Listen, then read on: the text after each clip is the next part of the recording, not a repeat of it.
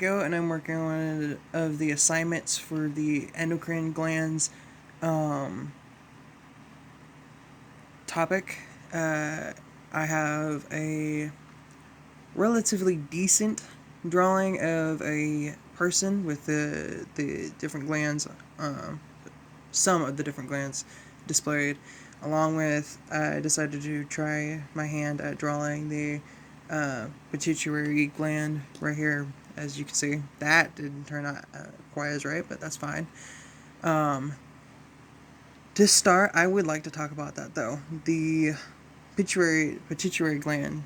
Um, there are two sides to it. There's the interior, and then there's the posterior.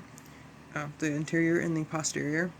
The interior itself, uh, it um, it puts out the thyroid stimulating hormone, um, which of course is sent to the thyroid, uh, and it stimulates the secretion of T4 and T3, which I would get to later.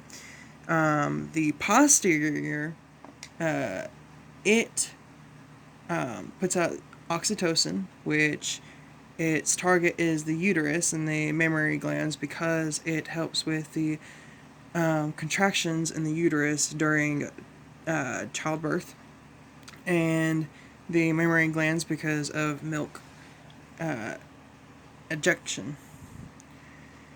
It also puts out the anti-diuretic hormone, or ADH, for kidney reabsorption of water and to reduce urine output. Moving a little closer, there is, like I said, the thyroid gland, which the T4 and T3, as mentioned before, is thyroxine and triiodothyronine. That is a hard word. um, Thyroxine is T4 and the other one is T3, but together they make the thyroid hormone, TH, which increases the BMR, or the basal metabolic rate, and keeps up on the tissue development. The other thing it produces is calcitonin.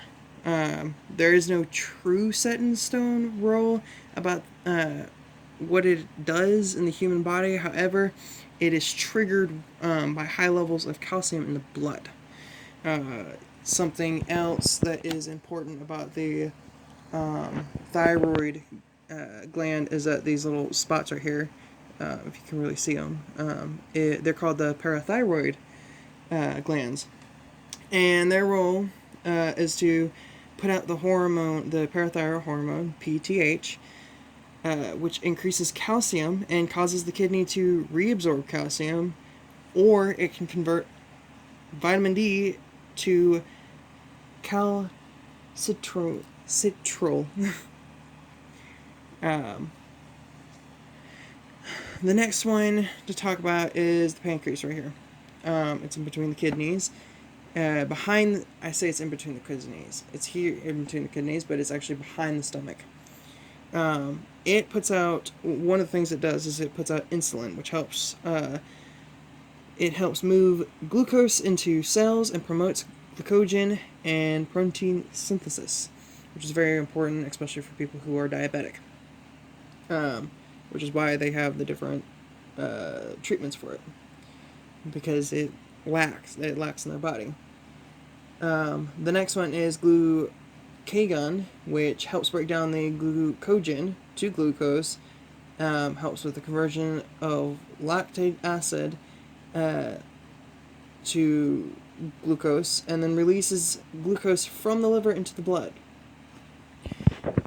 The last ones to address, these two little guys on the top of the kidneys, they are the adrenal glands, which they have a mix of two different. It's a hormone mix, and it puts out epinephrine and norepinephrine, which is basically your fight or flight response to different stressors.